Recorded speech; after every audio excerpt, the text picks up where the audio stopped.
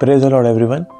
मैं सुमित छाबड़ा आप सबका स्वागत करता हूं परमेश्वर की हजूरी में और अपने चैनल पर। आइए परमेश्वर के वचन में हम आगे बढ़ें। पहला शमूएल 3 अध्याय उसकी 6वीं आयत को मैं पढ़ता हूं। तब यहोवा ने फिर पुकार के कहा, हे शमूएल। शमूएल उठकर एली के पास गया और कहा, क्या आज्ञा, तूने तो मुझे पुकारा है। उसने कहा, हे मेरे बेटे, मैंने नहीं पुकारा, फिर जा लेट रहे। आमीन। परमेश्वर का वचन कहता है कि शमूएल जब बालक था और उसकी माता हन्ना ने उसे परमेश्वर के भवन में सेवा के लिए अर्पित कर दिया था, क्योंकि ऐसी ही मन्नत हन्ना ने मांगी थी परमेश्वर से कि अगर तू मुझे पुत्र देगा परमेश्वर, तो मैं उसे तेरे भवन में अर्पण कर दूंगी। और अपनी मन्नत को पूरा करते हुए हन्ना ने अपने बेटे शमूएल को परमेश्वर के भवन में अर्पित कर दिया था। और उस भवन का जो याजक था वो एली याजक था। और लिखा, एक रात को शमूएल लेटा रहता है और परमेश्वर ने शमूएल को पुकारा। परमेश्वर ने शमूएल को पुकारा उसका नाम लेकर के, हे शमूएल। और लिखा, शमूएल उठा और एली याजक के पास जाकर के शमूएल ने उसे कहा कि तूने मुझे पुकारा है, क्या बात है?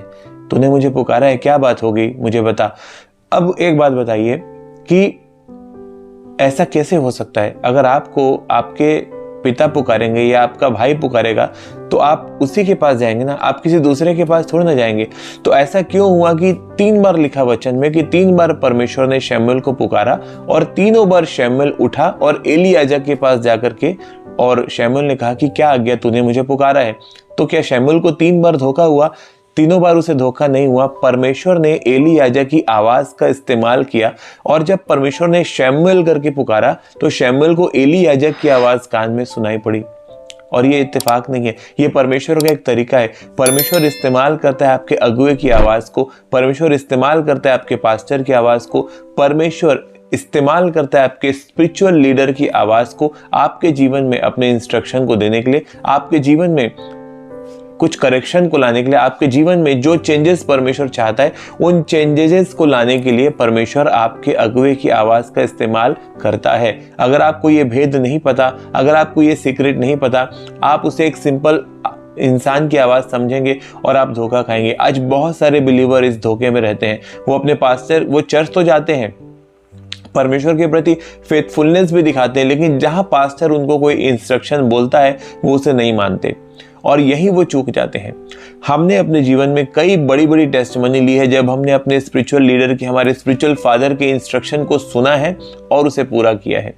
मेरे स्पिरिचुअल फादर हमेशा एक बात बोलते हैं कि आपका अपने स्पिरिचुअल फादर से मिलना ज़रूरी नहीं है, पर उनको सुनना बहुत ज़रूरी है। अगर आप अपने स्पिरिचुअल फादर को सुन सकते हो, आप उन्हें सुनते हो और उन्हें फॉलो करते हो, उन इंस्ट्रक्शंस को पूरा करते हो जो उनके द्वारा दिए जा रहे हैं, तो आप परमेश्वर के डिवाइन असाइनमेंट को पूरा करते हो। आप उन चीज़ों को पूरा करते हो जिनके माध्यम से परमेश्वर आपके जीवन में बरकत देता है, जिनके माध्यम से परमेश्वर आपके जीवन में हीलिंग देता है, जिनके माध्यम से परमेश्वर आपके जीवन में डिलीवरेंस देता है।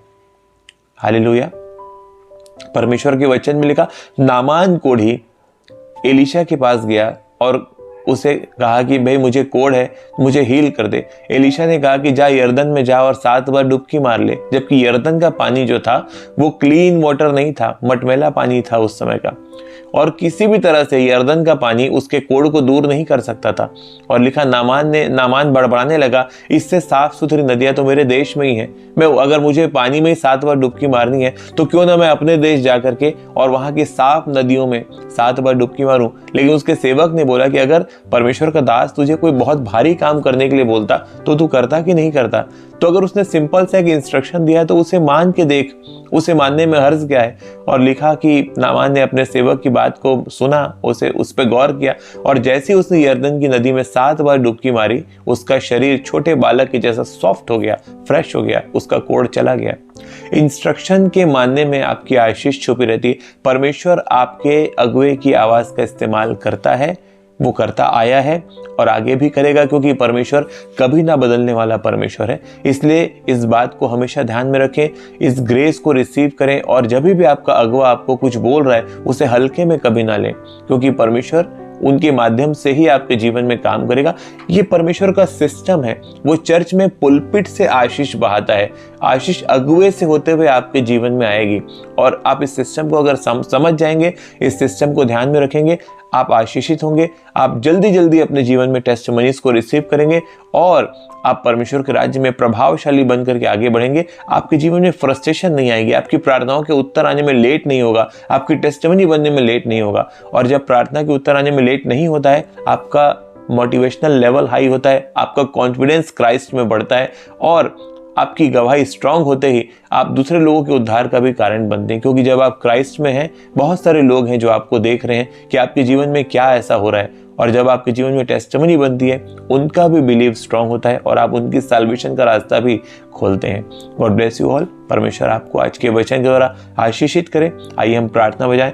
खुदा बाप, मैं प्रार्थना करूं आज का वचन लोगों के जीवन में काम करे, ये अपने स्पिरिचुअल लीडर की बात को सीरियसली लें और उसे पूरा कर सके। आप इन्हें ऐसी ग्रेस प्रदान करें मेरे सामर्थ्य पिता, जो ग्रेस आपने मुझे दी, मैं सेम ग्रेस इनके जीवन में डिक्लेयर करता हूँ इस स्क्रीन के माध्यम से मेरे सामर्थ्य परमेश्वर। सारी अंधकार की ताकतों को यीशु के नाम से मैं बांधता हूँ और धन्यवाद के साथ प्रार्थना प्रभु यीशु के सामर्थ्य नाम से मांगता हूँ। आमीन आमीन। God bless you all. परमेश्वर आप सबको ब्लेस करे। हम मिलते हैं अपनी अगली वीडियो में। तब तक के लिए सबको जय मसीह की। चैनल को सब्सक्राइब जरूर करें, वीडियो को लाइक करें, शेयर करें, कमेंट सेक्शन में आमीन लिखें, प्रेयर को अपने लिए रिसीव करें। God bless you all. जय मसीह की।